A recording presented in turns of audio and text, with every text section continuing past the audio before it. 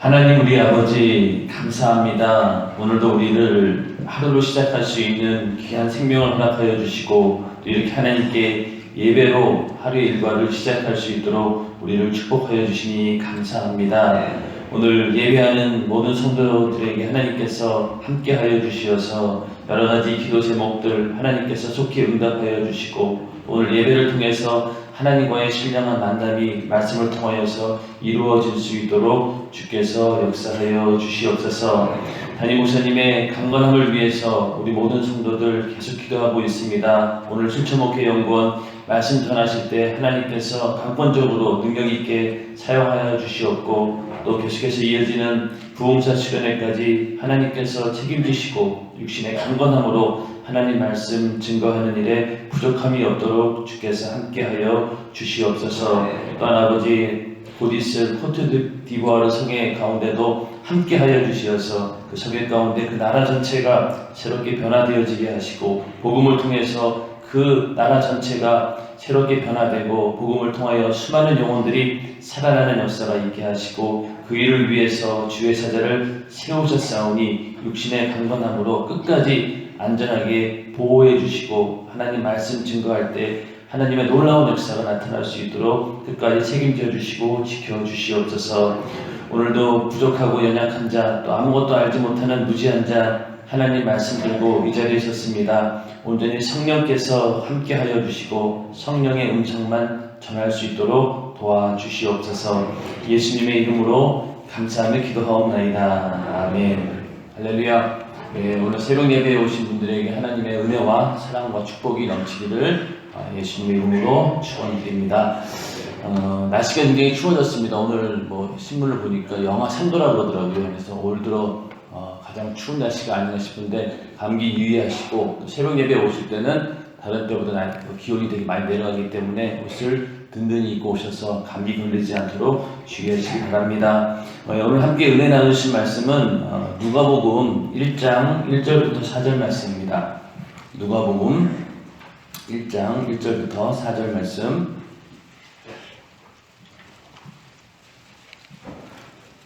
예, 찾으신 줄 알고 함께 합독하시겠습니다. 우리 중에 이루어진 사실에 대하여 처음부터 말씀의 목격자 되고 일꾼된 자들의 전하여준 그대로 내력을 저술하려고 붓을든 사람들이 많은지라 그 모든 일을 근원부터 자세히 미루어 살핀 나도 데오빌로 각하에게 차례대로 써보낸 것이 좋은 줄 알았노니 이는 각하로 그 배운 바의 확실함을 알게 하려 함이로다. 아멘. 이제 예수 그리스도의 성탄절이 한 2개월 정도 남은 거죠. 2개월 남았는데 사복음서나 또 성경의 모든 이야기들은 예수를 이야기하고 있습니다. 다 예수에 관한 이야기를 하고 있는데 특히 이제 사복음서 같은 경우는 예수님께서 이 땅에 오셨을 때 생애를 제자들이 또 그것을 직접 보고 들은 사람들이 그걸 기록한 아주 예수의 생애에 대해서 구체적으로 기록한 그런 책이 사복음서입니다. 그런데 그 사복음서 가운데서도 이 누가복음은 다른 복음서와 달리 굉장히 체계적으로 이루어져 있고 그리고 모든 것들을 아주 상세하게 기술이 되어 있기 때문에 특히 그 예수님의 그 탄생 그 전 상황이 다른 복음서에 비해서 굉장히 상세하게 나와 있습니다. 이 누가복음을 보면은 1장, 2장, 3장까지가 거의 3장 22절까지인가요? 거기까지가 그 예수 그리스도의 어떤 생애, 그러니까 예수님께서 침례를 받으시는 그때까지가 3장 22절까지 나옵니다. 누가복음. 그 다음에 이제 예수님의 족보가 나오는데 다른 복음서에 비해서 굉장히 예수님의 그 탄생 전의 이야기들, 침례 요한의 사건부터 해서 아주 자세하게 나온 책이기 때문에 성탄절을 앞두고 11월, 12월까지 여기까지만 한번 그냥 사실은 그 누가복음은요 읽기만 해도 다 이해가 됩니다. 너무너무 쉬운 책이고 누구든지 그냥 상식적으로 보기만 해도 이해가 되기 때문에 굳이 설명 안 해도 되지만은 그래도 한번 같이 읽어본다는 그런 의미에서 성탄절 전까지 누가복음 3장 예수님의 침례받는 때까지 은혜를 같이 말씀을 나눠보려고 합니다. 여러분도 그러니까 준비를 하시고요. 또 많이 공부해 오시고 성경책을 꼭 가져오시기 바랍니다. 새벽 예배 때 안 가져오시는 분들이 계신데 성경책은 뭐 많이 보든 적게 보든 항상 들고 오셔서 그래야지 성경을 찾아보고 그래야 되기 때문에 꼭 성경 가져오시고, 그래서 이 누가복음 그 3장 22절까지가 1장 오늘 읽으신 말씀 빼고 나서 구체적으로 역사에 대한 이야기는 3장 22절까지 150절입니다. 근데 요 150절의 내용을 마가복음에서는 얼마큼 다루고 있냐면은 마가복음 1장 1절부터 11절까지밖에 안 나와요.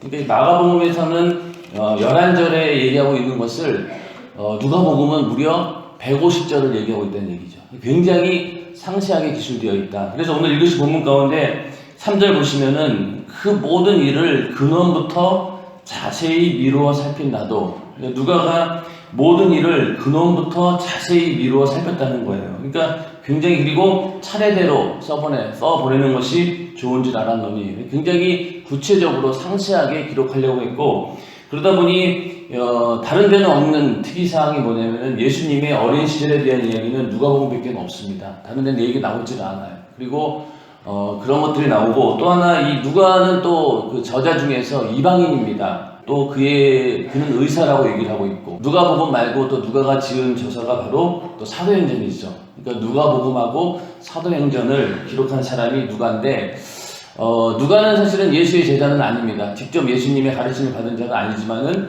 예수님의 제자들의 이야기를 기록한 것이고, 또 중요한 것은 사도 바울과 거의 끝까지 함께했던 인물입니다. 옥중에서도 같이 있었고, 누가가 사도 바울과 끝까지 함께 있었기 때문에 사도행전을 그렇게 아주 디테일하게 기록할 수 있었던 것도, 그는 예수에 대한 이야기뿐만이 아니라 사도 바울에 대한 이야기도 그렇게 기록할 수 있을 만큼 굉장히 이런 이쪽 면에 있어서는 달란트가 있는 그런 저자였습니다. 그래서 누가복음하고 사도행전 이 두 개만 해도요, 신약 성경에서 굉장히 큰 비중을 차지합니다. 굉장히 많은 비중이지 않습니까? 그런데 이것을 이방인 저자가 기록해왔다라고 하는 것이 굉장히 중요한데, 그러다 보니 이 누가복음은요, 이방인들을 중심으로 한 이야기입니다. 마태복음은 사실은 그 유대인들을 대상으로 한 책이라고 볼 수 있어요. 유대인들이 그 책을 보면서 예수 그리스도께서 왕으로 오셨구나라고 하는 것을 인식할 수 있는 것이 마태복음이었다라고 하고, 또 마가복음은 로마에 있는 예수 믿는 많은 사람들을 위해서 기록된 것이라고 합니다. 그런데 이 누가는 이방인들을 위해서, 특히 이방인들을 위해서 이렇게 기록이 된 건데, 그러다 보니 가장 중요한 게 어디냐면 그 3장의 그 족보를 한번 보세요. 3장 23절부터 예수의 세계라고 해서 족보가 쭉 나오죠. 근데 이게 마태복음은 굉장히 다릅니다. 마태복음은 아브라함과 예수 그리스도의 세계라 이러면서 아브라함부터 시작이 되는데, 이 누가복음에 나오는 족보는 거꾸로 시작합니다. 지금 요셉부터 시작을 해가지고, 그렇죠? 예수님의 그 아버지인 요셉부터 시작해가지고 어디까지 가냐면요, 38절에 보시면요, 그 이상은 아담이요 그 이상은 하나님이시다. 족보의 끝이 어디까지 올라갑니까? 아담까지 하는 거예요. 결국 이 얘기는 뭐냐, 예수 그리스도께서는 유대인들만을 위해 오신 분이 아니라 전 인류의 모든 사람들을 위해서, 아담 이후의 모든 인류를 구원하기 위해서 오신 분이 바로 예수 그리스도이시다라는 것을 보여주기 위해서 족보가 아담까지 올라가는 겁니다. 그래서 이렇게 이방인이 쓴 저자고, 또 이방인들을 위해서 기록하였고, 또 여기에 처음에 그 데오빌로라고 하는 이 사람도 이방인인 거죠. 그래서 그 사람에게 예수에 대해서 좀 더 자세히 알려주기 위해서 기록했기 때문에 이렇게 이방인들을 위해서 쓴 기록이니까 오늘날 우리에게도 맞는 내용입니다. 그렇기 때문에 누가복음을 잘 읽어보면은 모든 그 신앙에 대해서 체계적으로 우리가 이해를 할 수가 있습니다. 그래서 1절에 보시면은 우리 중에 이루어진 사실에 대하여 이렇게 말하고 있는데, 우리 중에 이루어진 사실이라고 하는 것은 예수님의 탄생과 또 그의 공생애, 그리고 십자가에서 죽으시고 부활하신 사건들, 더 나아가서 성령 강림의 사건까지를 다 포함해서 얘기를 하고 있는 것입니다. 그래서 여기 이루어진 이 사건에 대해서 사실은 누가가 그 일을 대해서 어떤 사람들 얘기를 듣고 기록만 했다라고 생각하는 것이 아니라, 누가도 성령 충만함을 받아서 기록하였고, 자기도 이루어진 사실에 대한 어떤 성령의 증인이죠. 성령으로 경험한 자이고 그렇기 때문에 이렇게 성경을 기록할 수 있는 겁니다. 그래서 이러한 그 예수님의 탄생과 공생애 그리고 십자가의 부활 승천, 성령 강림의 사건, 이 모든 것들이 예수에 관한 이야기인데 이 모든 일들은 사실 누가 합니까? 우리 인간들은 부분적으로 볼 수 있지만은 처음부터 예수님의 탄생과 공생애, 죽음과 부활 그리고 성령 강림 사건까지 모든 일들을 하시는 분은 바로 성령이십니다. 사도행전도 성령에 관한 이야기다라고 할 정도로 성령에 대해서 굉장히 언급을 많이 하는데 누가복음도 마찬가지로 다른 복음서에 비해서 성령에 대해서 굉장히 많이 이야기를 합니다. 침례 요한의 그 출생 자체도 성령으로 잉태함을 받아서 그가 출생하게 되었다.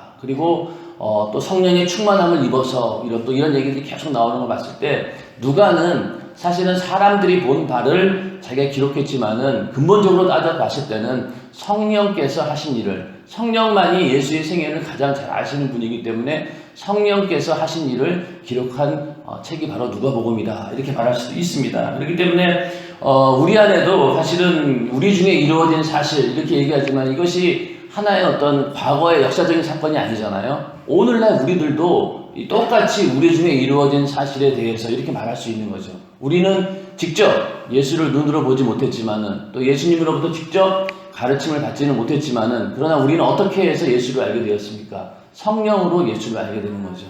그래서 어떻게 보면은 그 당시 제자들보다도 더 명확하고 더 가깝게 우리가 예수에 대해서 알 수 있는 길이 바로 성령을 통해서 열린 줄로 믿으시기 바랍니다.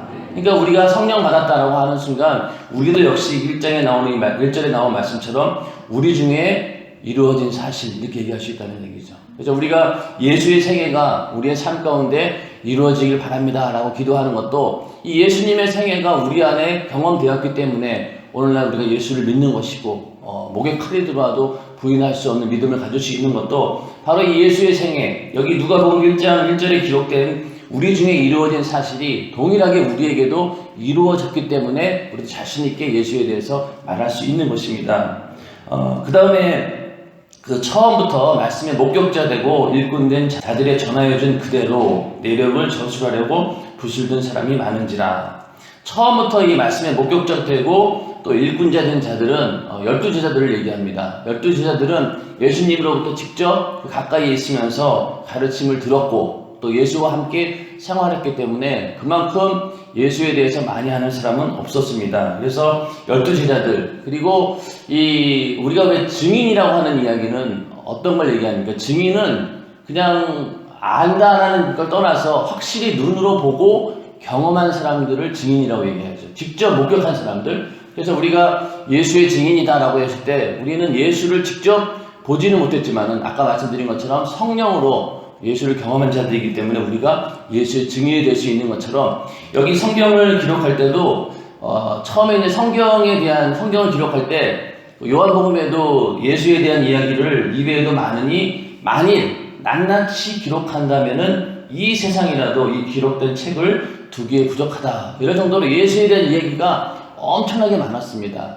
근데 그 많은 이야기를 중에서 나중에 이것을 성경으로 선택할 것이냐 안 할 것이냐라는 그런 작업을 할 때 가장 큰 기준이 되는 게 뭐냐면은 이게 누가 한 얘기냐, 그러니까 직접 예수로부터 들은 사람의 이야기가 일단은 제일 첫 번째 권위가 있는 겁니다. 12제자들이 직접 들은 이야기, 그것이 성경의 가장 권위를 가지는 내용이다. 오늘날 우리가 읽고 있는 이 신약성경도 보면은 여러 성경들이 있어요. 이거 말고도. 그래서 그 외경이라고 하는 것도 있고요. 외경은 이 성경에 선택되지 못한 것들, 아슬아슬하게 탈락된 것들도 있어요. 그리고 또 전혀 이 성경의 사실과는 다른 그런 것도 있고, 그런 것들 이야기들이 많은데 그 가운데서 성경으로 선택하기 위해서 가장 첫 번째 근거가 뭐냐? 바로 직접 제자들이 한 이야기냐 안 이야기냐, 이게 굉장히 중요합니다. 오늘 이 누가복음 가운데 누가복음을 기록한 이 누가도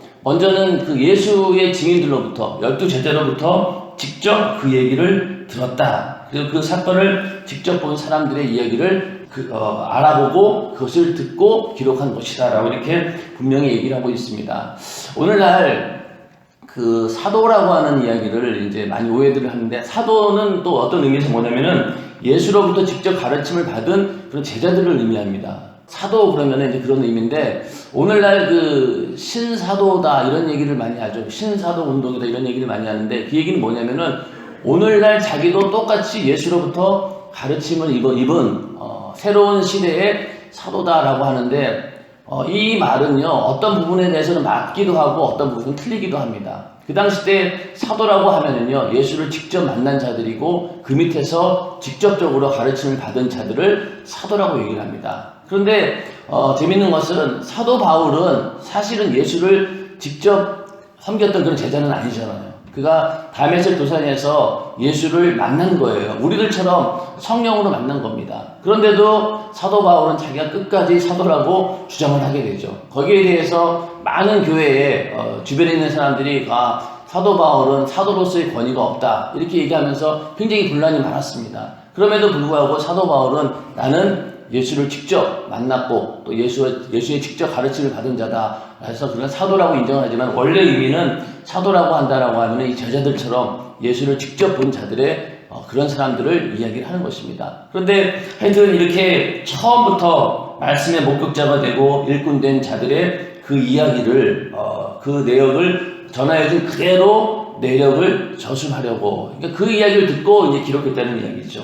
그래서 우리들도 아까 말씀드린 것처럼 우리는 성령으로 예수를 만난 사람이기 때문에 우리도 충분히 이 누가가 기록한 것처럼 우리도 예수에 대한 이야기들이 있지 않습니까? 그래서 우리들도 각자 나름대로 그 삶의 간증들이 있습니다. 그 이야기들은 결국은 우리가 예수를 경험한 이야기이고 예수를 만난 이야기이기 때문에 우리는 성령으로 예수를 만난 사람이고 또 우리가 그 말씀의 목격자이고 또 하나님의 일꾼된 자라고 하는 그런 사실도 우리는 잊지 말아야 될 것입니다. 그래서 이러한 것들을 그대로 전하여준 그대로 이렇게 기록을 해야 되는데, 그 당시 때는 이런 어떤 그 복음이 전파되어지는 것이 오늘날처럼 뭐 영상이 있는 것도 아니고 책 문화가 발달된 것도 아니고, 그렇죠? 그러다 보니 전해지는 방법이 주로 무엇에 의한 거냐면은 입술로 전해지는, 구전밖에 없는 거예요. 입으로 전해지는 것 외에는 방법이 없어요. 그러다 보니 이것이 굉장히 그 생생하게 사실을 전달할 수 있다라고 하는 그런 좋은 기능도 있지만요, 한편으로는 이것이 과장될 수가 있는 거예요. 그 신약성경 시대에도 이 말쟁이들이 많아요. 그 당시 때는 말을 잘하는 것이 굉장히 큰 기술이었습니다. 왜? 모든 정보가 이 말로 의해 전달되기 때문에. 그러다 보니 어떤 사람들은 예수에 대한 이야기를 너무 막 부풀려가지고 얘기를 하는 거예요. 그리고 자기 생각을 막 첨가시키고 사람들이 듣기 좋은 말로 만들어가지고 막 이렇게 전하다 보니까 이게 나중 가서는 이게 너무 많이 이게 사실과는 왜곡이 돼버린 거죠. 그래서 이 누가는 이래서는 안 되겠다, 가감없이 있는 그대로 사실을 기록해야 되겠다라고 해서 이렇게 부심을 들게 되었습니다. 많은 사람들이 이런 이야기를 적으려고 했다는 얘기죠. 그리고 또 하나는 이 당시 때 많은 사람들이 오해하기를 어떤 오해를 했냐면은 예수 그리스도에 대해서 그가 하나님이시다라고 하는 이야기에 대해서는 많이 얘기를 합니다. 근데 너무 그거에 대해서 치중하다 보니까 반대로 예수님께서 육신을 입고 이 땅에 오신 인자로 오신 예수다라고 하는, 사람의 육신의 모양을 입고 오신 분이다라고 하는 사실에 대해서는 일부러 그걸 거부하는 거예요. 왜? 예수 그리스도라고 하는 그분이 하나님의 아들이다라는 그런 신적인 그런 신성을 아주 극대화시키기 위해서 자꾸만 그러다 보니까 반대로 예수님께서 이 땅에 육신을 입고 오신 것에 대해서는 얘기하지 않고 극단적으로는 그것을 부인하는 사람들이 있었습니다. 예수님의 육체로 오신 사실을 부인하고 오직 그분은 하나님의 아들로서 영적으로만 오신 분이다, 이렇게 그런 가르침들을 이제 영지주의자라고 얘기하는데, 그러니까 예수에 대한 인성에 대한, 예수님이 인간의 육신을 입고 오셨다라고 하는 이야기는 하지 않고 자꾸만 예수에 대한 신성에 대한 얘기를 하다 보니까 예수 그리스도가 마치 역사 속의 인물이 아니라 그냥 하나의 어떤 허공에 있는 그냥 막연한 어떤 그 신의 어떤 존재로만 돼버린 거예요. 그러다 보니 많은 사람들이 그것을 받아들이는데 어려움이 있다는 얘기입니다. 그래서 누가는 그런 것들을 바로잡기 위해서 예수 그리스도는 분명한 역사적인 인물이다, 우리의 어떤 역사 가운데 오셔서 하나님의 약속을 이루신 분이고 또 그 약속대로 공생애를 사시다가 죽으시고 부활하셔서 하나님의 뜻을 분명하게 이루신 분이다라고 하는 그런 모습들을 기록하기 위해서 누가는 이렇게 붓을 든 겁니다. 오늘날도 마찬가지로 그 예수에 대해서 우리가 어떻게 아느냐가 중요한데요. 물론 예수님을 하나님의 아들이고 또 하나님의 아들이라고 한다는 의미는 그분은 곧 하나님이시다라는 그런 의미입니다. 그렇죠? 그런데 또 하나 분명히 알아야 될 것은 우리가 육체로 이 땅에 오신 인간의 역사 가운데 오신 예수를 분명히 인식을 해야 됩니다. 그것이 인식이 안 되면은요, 우리의 신앙은 굉장히 근본이 없어져 버리는 거예요. 그러니까 만약에 우리들도 신앙생활 하면서 하나님이 역사하신 이야기들이 많잖아요. 그런데 그런 이야기 중에서 가장 설득력이 있는 이야기는 무엇입니까? 우리가 간증을 이제 하게 되면 많은 사람들이 공감을 하지 않습니까? 그 이야기는 뭐냐? 바로 우리의 삶, 한 인간의 삶, 한 인간의 역사 가운데 하나님께서 어떻게 오셨고, 또 하나님께서 어떻게 일을 하셨고, 내가 이러한 현실의 어려운 상황 가운데 있을 때 하나님께서 이렇게 일을 이루셨다라고 하는 것을 간증할 때 설득력이 있는 거 아니겠습니까? 그런 것처럼 예수님께서 이 땅에 오신 것에 대해서도 역사적인 그런 바탕이 없이는 어느 누구도 공감할 수가 없는 거예요. 그냥 하나의 어떤 관념적이고 추상적인 의미에서 하나의 어떤 종교의 대상은 될 수 있을지 몰라도 실제적으로 역사 가운데 오신 예수에 대한 얘기를 하지 않으면 그것이 의미가 없다는 얘기입니다. 그래서 이 역사적인 사실을 절대로 부인해서는 안 된다는 얘기죠. 그래서 요즘에 이제 이런 얘기도 많이 하죠. 당신은 과연 예수를 신앙의 예수로 알고 있느냐, 역사적인 예수로 알고 있느냐. 이 두 가지의 질문이 있는데 이런 사람도 있어요. 예수를 역사적인 한 인물로는 인정을 하는데 그분을 나의 구세주로 인정하지 않는 사람들도 많습니다. 그래서 그 사람들은 역사 가운데 예수님께서 오신 것은 인정을 해요. 그리고 그가 십자가에 달려 죽었다는 사실도 인정합니다. 그러나 그 외에 특히 인간의 지혜로 납득이 안 되는 그런 초월적인 부분에 대해서는 전혀 인정하지 않아요. 그냥 예수님께서 4대 성인의 하나처럼 그냥 오셔서 인간들에게 좋은 이야기 해주고 이게 덕담 같은 거 해주면서 이 땅에서 정말 너희가 착하게 살아라 이런 정도로 4대 성인 중에 한 명으로 인식해버리는 겁니다. 그 사람들은 역사 가운데 예수를 인정은 하지만은 신앙의 대상으로서 예수를 인정하지 않는다는 얘기죠. 이해가 되세요? 그러니까 예수를 믿기는 믿는데 그는 이 땅에 오셔가지고 다른 4대 성인이나 철학자나 이런 사람들처럼 이 땅에 와서 좋은 영향력을 끼친 그런 사람이다 라는 정도만 알지 그분이 나의 구세주, 내가 영원히 지옥 갈 그런 죄의 문제를 대신 해결해 주시고 십자가에 달려 죽으시고 부활하셔서 우리를 구원하신 절대적인 구세주로는 믿지 않는다는 얘기입니다. 그런 사람들이 의외로 많다는 얘기죠. 그런 사람들이 그런 중에는 목사들도 있고요. 또 많은 또 신학교에서 가르치는 교수들 중에도 신앙의 예수를 믿지 않는 사람들이 많다는 얘기입니다. 근데 우리는 어떻습니까? 이 신앙의 예수도 믿어야 되지만은 역사적인 예수도 믿어야 됩니다. 그런데 이 역사 가운데 들어오신 그 예수님이 하신 일을 보면은요, 인간의 지혜와 지식으로는 이게 이해가 안 되는 초월적인 부분들이 굉장히 많습니다. 인간의 그 이성적이고 합리적인 판단을 가지고는 도저히 이해가 안 되는 상황들이 얼마나 많이 있습니까? 예수님의 탄생부터가 그렇고, 또 그분이 공생애 동안에 이루신 여러 가지 이적과 표적도 인간의 그 지식으로는 이해가 안 되지 않습니까? 그리고 그가 십자가에 달려 죽으시고 부활했다는 이야기. 이게 인간의 과학이나 논리로는 이해가 안 되지 않습니까? 그럼에도 불구하고 또 성령께서 이 땅에 오신 여러 가지 사건들.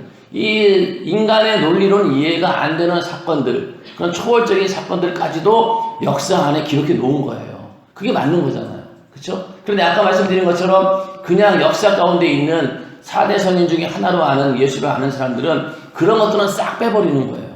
그런 것들을 인간적인 어떤 지식 안에 가두어 놓고 다 거기에 맞춰가지고 하나님의 어떤 예수께서 행하신 이적과 표적은 다 없애버리고 그냥 4대 성인 중에 한 인간으로서 역사 속에 산 예수만 보여준다는 얘기죠.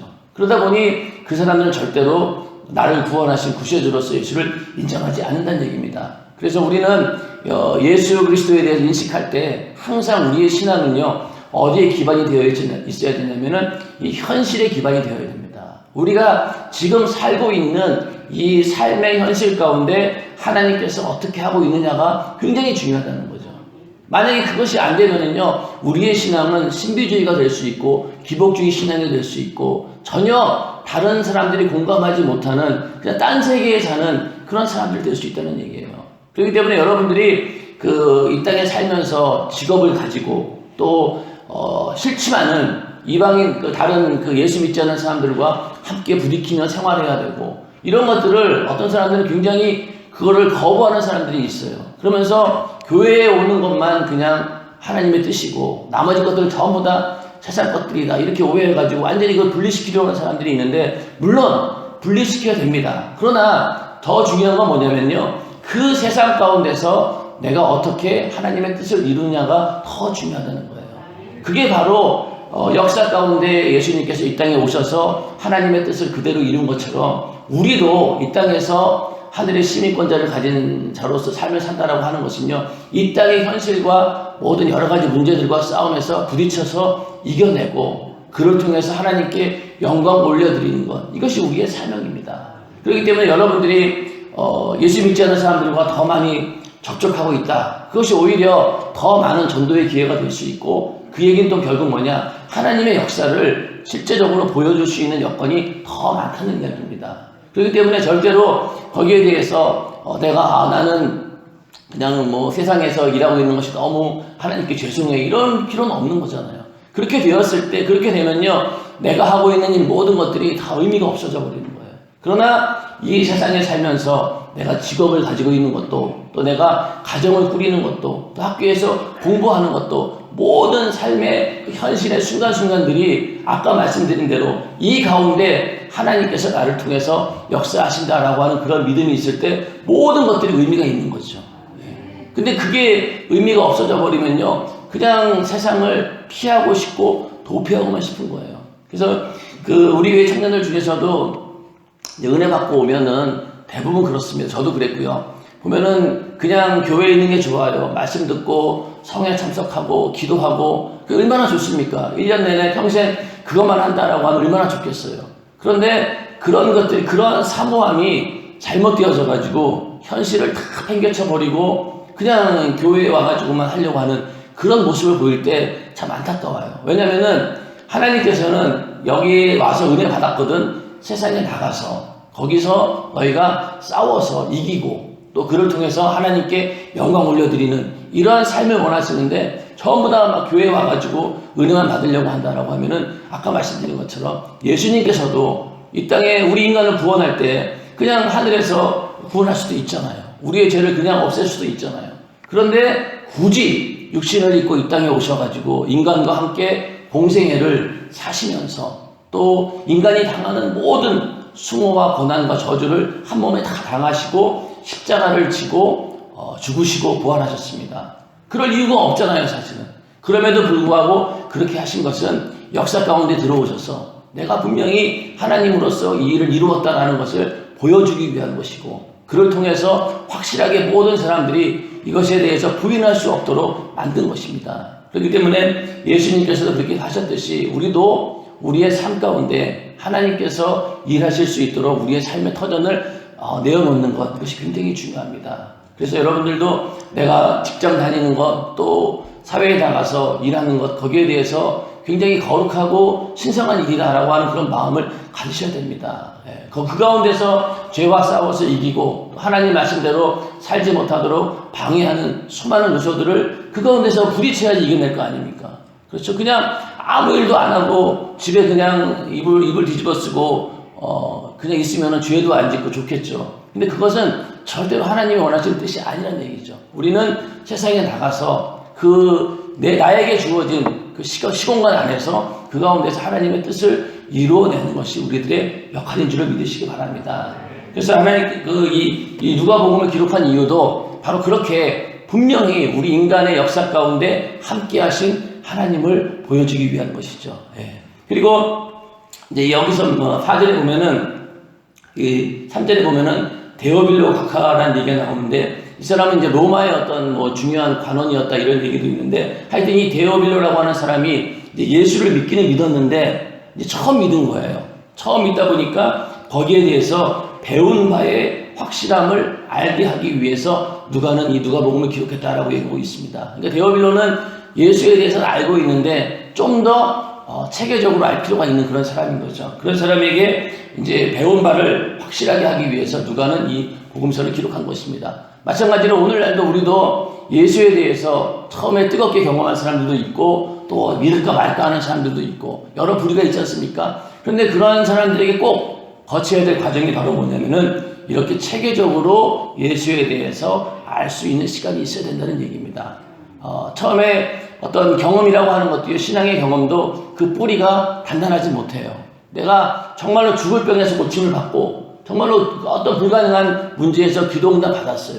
그런데 그것만 가지고는 우리의 신앙이 확고해지기는 어렵다는 얘기입니다. 그렇기 때문에 우리는 끊임없이 말씀을 읽고 또 함께 이것을 은혜를 나누면서 또 설교도 듣고 이런 이유가 그런 것들을 체계적으로 이렇게 하나씩 껴맞춰 가는 거예요.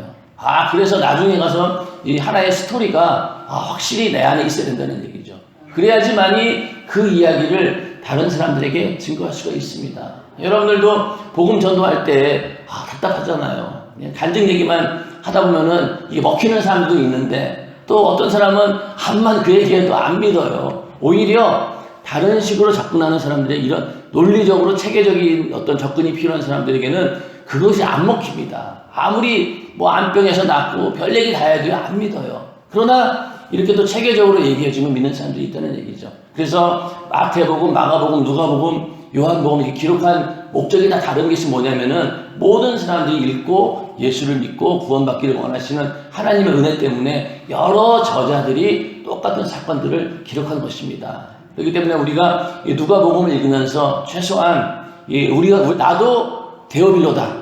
나도 여기에 이 누가가 쓴 그 대상자처럼 나도 데오빌로다. 그래서 나는 예수에 대해서 알기는 아는데 좀 더 체계적으로 확실히 알아야 되겠다라는 그런 마음을 가지고 함께 말씀을 나누다 보면은 한 3장까지 가다 보면은 예수님의 탄생에 대해서 아주 구체적으로 우리가 은혜를 나눌 수 있을 것 같습니다. 부족하지만은 여러분들이 월요일마다 꼭 나오셔서 함께 은혜를 받았으면 좋겠습니다. 그래서 오늘 제가 기도할 때 먼저 우리에게도 이 예수의 생애가 이루어지기를 간절히 기도합니다. 그리고 우리도 하나님의 어떤 말씀의 목격자가 되고 그 일꾼이 되게 해주시옵소서라고 기도하시고 또 예수에 대해서 아주 논리적으로 또 체계적으로 이해할 수 있도록 도와주시옵소서. 또 예수에 대한 어떤 지식 이런 모든 진리들을 확실히 내가 알 수 있도록 도와주시옵소서라고 기도하시고 여러분들이 가지고 있는 여러 가지 문제들을 위해서 또 담임 목사님의 강건함을 위해서도 이 시간 주여 찬양하시고 기도하겠습니다.